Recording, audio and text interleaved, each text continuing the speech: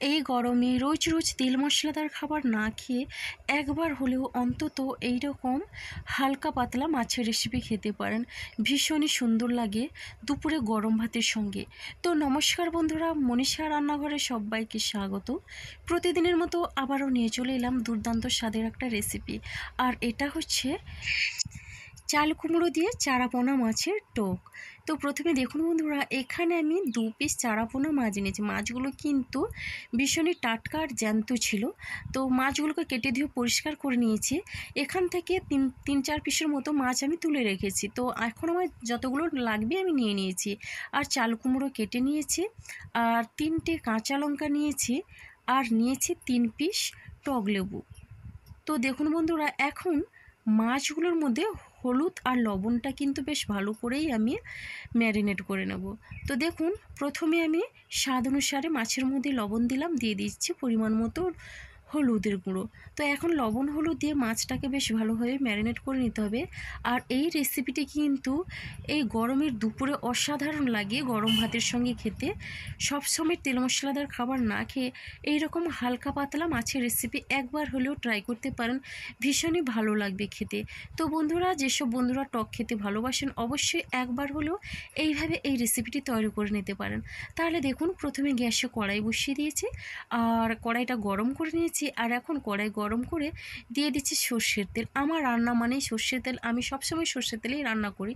তো প্রথমেই আমি তেলটাকে বেশ ভালো করে গরম করে নিলাম, আর এখন একটা একটা করে আমি মাছটা দিয়ে দিচ্ছি। মাছটাকে অবশ্যই একটু লাল লাল করে ভেজে নিতে হবে, তাহলে কিন্তু ভীষণ ভালো লাগবে এই রেসিপিতে মাছটা খেতে।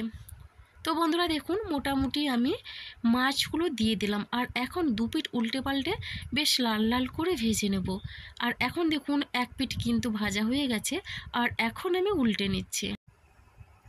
যে কোনো মাছ দিয়ে এই রেসিপিটি তৈরি করে নিতে পারেন, ভীষণ ভালো লাগবে খেতে। তো বন্ধুরা দেখুন, এখন 1 পিঠ আমি উল্টে নিচ্ছি, আর এই মাথাগুলোকে কিন্তু বেশ ভালো করে ভেজে নিতে হবে, তা না হলে কিন্তু আঁশটি গন্ধ থেকে যাবে আর রেসিপিটা অতটা ভালো হবে। তো দেখুন, মোটামুটি কিন্তু মাছগুলো আমি বেশ ভালোভাবে ভেজে নিয়েছি, আর দেখেই বুঝতে পারছেন আমি কিন্তু লাল লাল করে ভেজে নিয়েছি। আর এইভাবে মাছটা কিন্তু ভেজে নিতে হবে। এখন ভাজা মাছগুলো তুলে নিয়েছি। ওই মাছ ভাজার তেলে একটা শুকনো লঙ্কা আমি কেটে দিয়ে দিলাম, 1 চামচ পরিমাণে দিয়ে দিলাম 5 ফোড়ন, আর এখন দিয়ে দিচ্ছে কালো আর সাদা সর্ষে মিশিয়ে 1/2 চামচ পরিমাণে। এখানে আপনারা চাইলে সর্ষে বাটাটা দিতে পারেন, আমি কোনো বাটা মশলা দিচ্ছি না। আর এখন 3টে কাঁচা লঙ্কা চেরা দিয়ে দিলাম। এটা কিন্তু টক টক ঝাল ঝাল হবে, ভীষণই খেতে ভালো লাগবে। তো বন্ধুরা, ফোড়ন থেকে একটু মিষ্টি গন্ধ বেরোলেই এখন আমি একটু নেড়ে নিচ্ছি। তো বন্ধুরা, মোটামুটি ফোড়নটা আর সঙ্গে লঙ্কাগুলো কিন্তু আমার অনেকটা ভাজা হয়ে গেছে। আর এখন আমি কেটে রাখা চাল কুমড়ো দিয়ে দিচ্ছি। চাল কুমড়োটা কিন্তু ভীষণই নরম আর কচি। এইরকম নরম কচি চাল কুমড়ো দিয়ে রান্না করলে কিন্তু দারুণ লাগে খেতে। একটু নেড়ে চেড়ে আমি 2 মিনিটের মতো ঢাকনা দিয়ে দিলাম। 2 মিনিট পরে দেখুন বন্ধুরা, ঢাকনাটা আমি খুলে নিলাম, আর এখন আবারও আমি নেড়ে চেড়ে নিলাম। ভীষণ ভালো লাগে এই রেসিপিটি, একবার হলে অন্তত এটা রান্না করবেন, গরম ভাতের সঙ্গে পরিবেশন করবেন, দারুণ লাগবে। এখন আমি দিয়ে দিচ্ছি পরিমাণ মতো হলুদের গুঁড়ো, আর দিয়ে দিচ্ছি অল্প পরিমাণে লাল লঙ্কার গুঁড়ো। এটা কিন্তু ঝাল হবে, যেহেতু আমি এটা টক টক ঝাল ঝাল বানাবো, ভীষণই ভালো লাগবে। এখানে কোনো রকমের কোনো বাটা মশলা ইউজ করার প্রয়োজন নেই। তো এইভাবে করে আমি একটু নেড়ে চেড়ে নিচ্ছি, আর ঢাকনা দিয়ে আরও 3-4 মিনিটের মতো আমি এটা রান্না করে নেব। তো বন্ধুরা দেখুন, এখন ঢাকনাটা খুলে আবারও একটু নেড়ে চেড়ে নিচ্ছি। আমি এটা কিন্তু লো ফ্লেমে রেখে রান্নাটা করে নিয়েছি ঢাকনা দিয়ে। এরপরে আমি এখানে পরিমাণ মতো জল দিয়ে দেব। তো একটু বেশি পরিমাণে জল দেব, এটা কিন্তু হালকা পাতলাভাবে তৈরি করছি, একটু ঝোল ঝোল থাকবে। তো বন্ধুরা দেখুন, জলটা দিয়ে আবারও বেশ ভালোভাবে মিশিয়ে নিচ্ছি। তো এইভাবে করে কিন্তু এই রান্নাটা করতে হবে, খুবই ভালো লাগবে। আর এখন আমি স্বাদ অনুসারে দিয়ে দিচ্ছি লবণ। লবণটা দিয়েও একই রকমভাবে বেশ ভালো করে আমি মিশিয়ে নিলাম। আর এখন আমি এটা রান্না করে নেব ঢাকনা দিয়ে।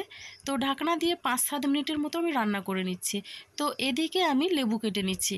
তো এই লেবুগুলো কিন্তু ভীষণই টক, তার জন্য আমি এখানে 2টো লেবু নিলাম, 3টের প্রয়োজন হবে না। তো বন্ধুরা লেবুটাকে প্রথমে কেটে নিচ্ছি। আর এখানে না আমি টক লেবু নিয়েছি, আপনারা চাইলে পাতিলেবু বা গন্ধরাজ লেবু দিয়েও রান্না করতে পারেন। যে কোনো লেবু দিয়ে রান্না করলে কিন্তু এই রেসিপিটি ভীষণই ভালো লাগবে। তো মোটামুটি লেবু কাটা হয়ে গেল। আর এখন আমি লেবুর রসটা বের করে নেব। লেবুর যেহেতু দানাগুলো আছে তার জন্য আমি প্রথমে এই ছাঁকনির উপরে লেবুটা আমি চিপে রসটা বের করে নিচ্ছি। আর এই রকম টাটকা লেবু নিলে কিন্তু ভীষণই ভালো লাগে, লেবুর একটা দারুণ ফ্লেভার লাগে এই রেসিপির মধ্যে। তো বন্ধুরা দেখুন লেবুটা চিপে এখন আমি রসটা বের করে নিলাম। রসটা কিন্তু বের করে নিয়েছি। আর এখন আমি কড়াইয়ে ঢাকনাটা খুলে নিচ্ছি। ঝোলটা দেখুন বন্ধুরা অনেকটা কিন্তু ফুটে উঠেছে। আর এখন আমি একটু নেড়ে চেড়ে নিচ্ছি। এরপরে আমি এখন চেক করে নিচ্ছি চাল কুমড়োটা সেদ্ধ হয়েছে নাকি। তো বন্ধুরা চাল কুমড়ো কিন্তু সেদ্ধ হয়ে গেছে। আগের থেকে লেবু রস দিলে কিন্তু টকটা ওই চাল কুমড়োর মধ্যে ঢুকে যাবে, তখন কিন্তু খেতে খুব একটা ভালো লাগবে না। তো চাল কুমড়ো সেদ্ধ হয়ে যাওয়ার পরে আমি লেবুর রসটা দিলাম। একটু নেড়ে চেড়ে এবার ভেজে রাখা মাছগুলো দিয়ে দিচ্ছি। তো বন্ধুরা দেখুন সবগুলো মাছ আমি দিয়ে দিলাম। আর মাছটা দিয়েও একই রকমভাবে আর একটু আমি মিশিয়ে নিচ্ছি ঝোলের সঙ্গে। তো বন্ধুরা এটা ভালো করে মিশিয়ে নেওয়ার পরে এটাকে আরও আমি রান্না করে নেব 5 মিনিটের মতো। যেহেতু টক একটু বেশি সময় ধরে রান্না করলে না খেতে ভীষণই ভালো লাগে। তো ঢাকনা দিয়ে আমি রান্নাটা করে নিচ্ছি। আর এরপরে দেখুন ঢাকনা খুললাম, রান্নাটা কিন্তু আমার হয়ে গেছে, দেখেই বুঝতে পারছেন। ঝোলটা এইভাবে থাকবে আর ঢাকনা দিয়ে আমি রেখে দিলাম। তো বন্ধুরা দেখুন রেসিপিটা আমার একেবারেই রেডি হয়েছে। আর কেমন লাগলো অবশ্যই একটা মিষ্টি কমেন্ট করবেন। আর ভালো লাগলে লাইক শেয়ার কমেন্ট এবং সাবস্ক্রাইব করে পাশে থাকবেন। তো আজকের রেসিপিটি এই পর্যন্ত, আগামীকাল আসবো নতুন একটা রেসিপি নিয়ে। অসংখ্য ধন্যবাদ আপনাদের।